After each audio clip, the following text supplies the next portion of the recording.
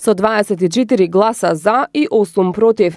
Денеска советниците од Советот на град Скопје ја изгласаа програмата за инвестиции на јавното предпријатие Комунална хигиена, со која се предвидуваат 3 милиони денари за набавка на нов канцелариски мебел и канцелариска опрема, како и 600.000 денари за изготвување стратегија за справување со ризици.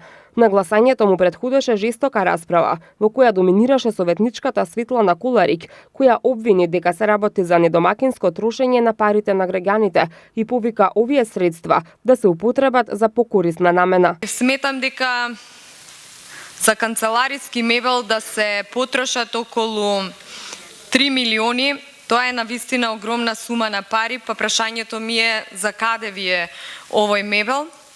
Стратегија за управување со ризици ќе чини 600.000 денари.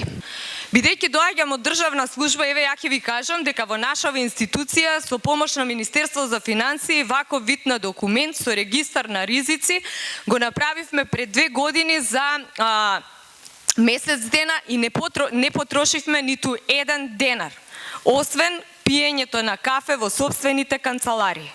Према тоа сметам дека на овој начин навистина тука или се манипулира, или се злоупотребува, се злоупотребува сопствената институција.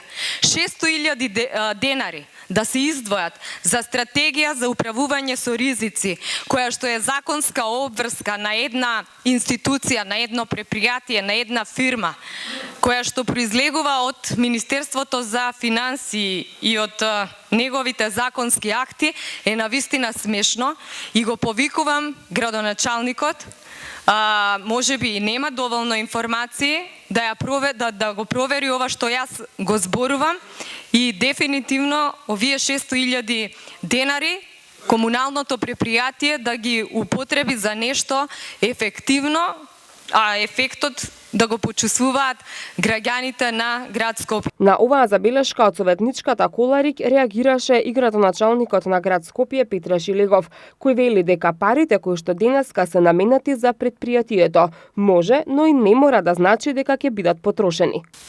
Зборуваме за инвестициона програма.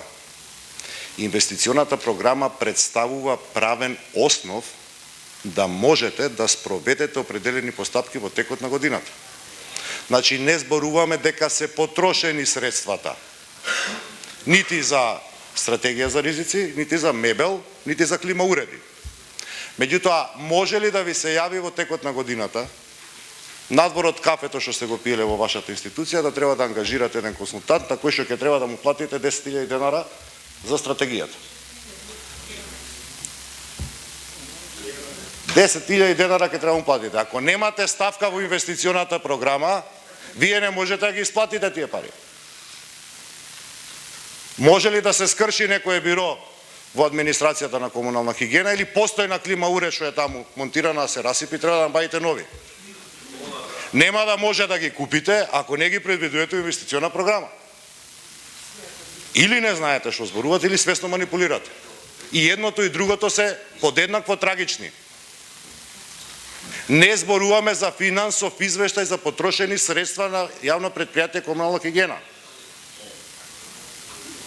Туку за можни инвестиции кои што треба да ги направи јавното предпријатие.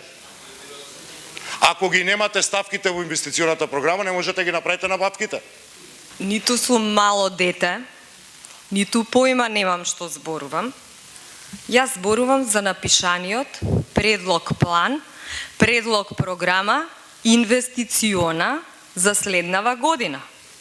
Ако вие вака далекосежно гледавте што ќе се случи за една година и какви ќе бидат пример последиците за дали децата ќе завршат во Козле или не, знаете до кај ќе ја дотеравме. Многу далеку ќе отидевме, ама за жал и вие ова што го говорите не е така.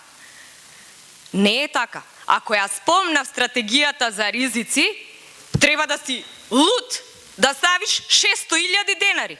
Нека има пари, ама не може да има 600.000 денари. Ако за ИСО стандардот се превидени 300.000 денари, заради тоа што толку кошта проверката од сите надворешни аутсорс консултантски фирми. Треба некој да направи анализа на пазарот и да види колку би чинел еден консултант за стратегија за управување со ризици. Овде можеше да има и 6 милиони евра и да кажете дека така е во рете, па не знаеме дали ќе се потрошат тие пари. Кој е тука смешен? Или кој не прочитал? Па верувајте дека е така. Пред да напишам некој документ и да предвидам средства за не дај Боже, треба да направам анализа за пазар. Жестока реакција кај советниците од опозицијата имаше и за планот за вработување, со што се предвидуваат нови 300 вработувања во ова предпријатие, под надлежност на градот. Реакциите од советниците се однесуваа на поврзаноста на новите вработувања со претседателските и евентуалните локални избори.